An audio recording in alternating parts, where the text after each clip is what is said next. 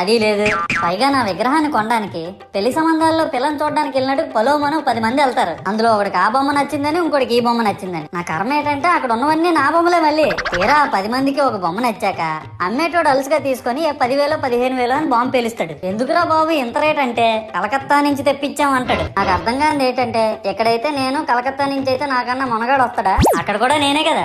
ఇలా నన్ను బజార్లో పెట్టి బేరం ఆడి నా మొహానికి ముసుగేసి వ్యాన్ ఎక్కిస్తారు. ఆ వ్యాన్ డ్రైవర్ గాడు నేనున్నానని కూడా చూడకుండా ఏదో ఆలోచించుకుంటూ డ్రైవ్ చేస్తా గతకల్లో గబ్బి గుబ్బి మని తించేసి నా కాల్లో చెయ్యి ఎరగొట్టేస్తాడు. ఈ విషయం చందాలు ఇచ్చిన చిన్నోళ్ళకి తెలిస్తే మళ్ళీ ఇరిగిపోయిన బొమ్మ పెట్టకూడదని ఏ బొమ్మ రాసి కవర్ చేసేస్తాడు. సరేలే జరిగిందేదో జరిగింది, నా భక్తులే కదా, కూల్ బ్రో అని చిల్లయ్యే లోపు నన్ను పందిర్లో పెట్టి ముసుగు తీసి నాకన్నా పొడుగుండే సౌండ్ బాక్సులు 2 నా చెవులు పక్కన పెట్టి డీజే గణేష్ బ్రో అని చెప్పి నా పాటలను కూనీ చేస్తారు. సరేలే పిల్లలు కదా, ఇప్పుడు కాకపోతే ఎప్పుడు ఎంజాయ్ చేస్తారు, కాసేపట్లో పూజ స్టార్ట్ చేస్తారని వెయిట్ చేస్తా ఉంటే ఆ 5 రూపాయల వ్రతకల్పన బుక్ చూస్తే